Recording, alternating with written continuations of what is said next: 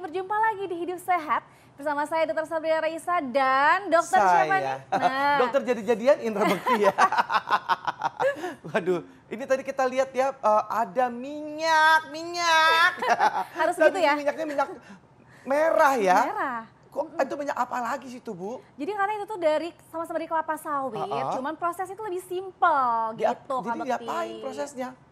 Di prosesnya itu jadi lebih simpel. Kalau minyak kuning itu dia lebih ada proses yang lain, kalau ini lebih simpel. Tapi apakah lebih sehat Kak Bekti? Manfaatnya apa sih? Nah itu dia pengen tanya langsung ya yuk. Yuk sama Dokter Putri, spesialis gizi. Halo dokter, selamat pagi. Dari Miss Australia kita satu ini. Aduh sibuk banget bolak-balik Melbourne ya. Jakarta. Mau ambil ini lagi soalnya ya. Master kayaknya ya dok ya. Amin ya dokter ya. Semoga sukses nanti ya perjalanannya dan belajar. Tapi kita ngebahas seputar minyak merah ini. Sebenarnya itu kalau dibilang itu tadi simple pengolahannya. Seperti apa sih itu maksudnya? Ya, jadi biasanya kan memang alaminya ini warnanya merah ya. Sebetulnya nutrisinya tinggi, tapi yang membedakan adalah karena tampilan untuk menggoreng itu jadi kurang bagus, jadi kayak merah. Jadi diproses lebih dengan cara di bleaching yang pertama. Jadi dibikin lebih pucat, nggak cuma rambut yang di bleaching. Iya, jadi dibikin lebih pucat seperti kekuningan, seperti minyak kelapa pada umumnya. Kemudian dia juga dilakukan deodorisasi. Jadi baunya yang menyengat itu dia dikurangi. Kalau saya suka pakainya deodoran dok. Nah, ini deodorisasi lagi diapain lagi sih dok? Deodorisasi diapain tuh dok? Dihilangin baunya, jadi bau tajamnya berkurang. Makanya kan minyak kelapa sawit ini tidak terlalu beraroma. Jadi ketika buat menggoreng dia tidak akan mengganggu aroma bahan makanan sumber utamanya. Deodorisasi. Siapa tadi dok? Deodorisasi. Karena mirip-mirip fungsinya sama deodoran, menghilangkan bau ketek ya. Ini menghilangkan bau minyak ya. Tapi kita nggak bahas soal baunya nih Kak Bekti nih. Nah ini ada fakta mitos yang beredar di masyarakat nih dokter nih.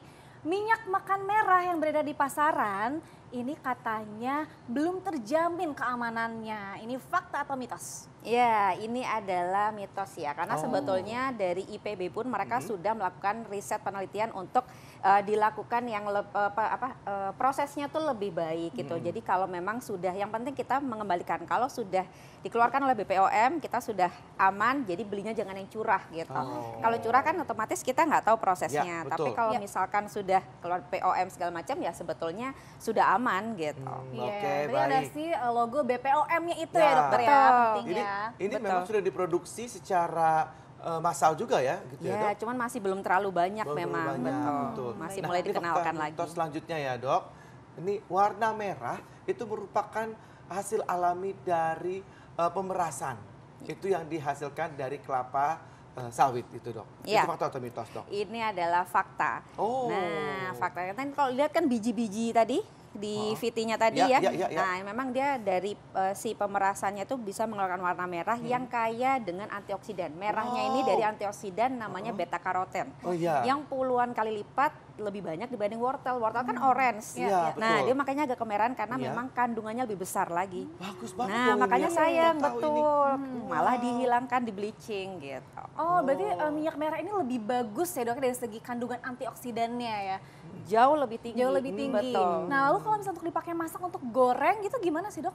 Iya, jadi sebetulnya minyak kelapa sawit ini, minyak merah ini kan memang dia tinggi antioksidan. Tetapi antioksidan ini akan lebih mudah rusak kalau pemrosesannya terlalu tinggi.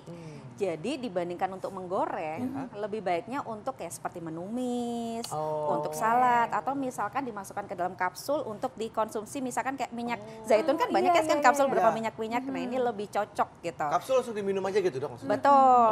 Yang kedua dari faktor segi warna merahnya ini, jadi kurang mempercantik penampilan masakan gitu. Iya, pengaruh ya masakan. Betul. Jadi memengaruhi masakan ya dok ya? Iya. Warna merahnya tersebut ya. Betul, tapi Jadi sebetulnya kan kita melihat ke segi nutrisinya kan Iya. sebetulnya gitu. Cuman ya tadi kalau kita buat untuk menggoreng yang deep fried yang suhu tinggi, sayangnya nutrisi tersebut juga banyak yang hilang. Nah, baik. Nah, fakta mitos selanjutnya nih dok ya. Baik. Katanya nih minyak makan merah ini lebih sehat dibanding minyak yang curah itu dok.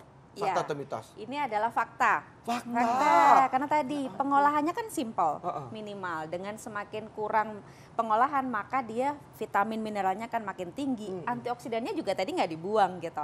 Jadi otomatis untuk kesehatan kita lebih baik. Antioksidannya tinggi sekali. Tidak hanya ada beta karoten, di situ juga ada vitamin E-nya yang tinggi. Kemudian ada lycopene juga yang tinggi gitu. Jadi sayang kalau misalkan kita buang sebetulnya ya.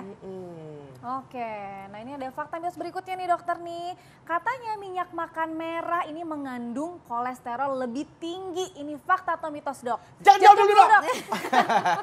Aduh, nggak jantungan ya. Terus saat lagi kita akan mengetahui ya. Ya. Tetap bersama kami di Hidup Sehat.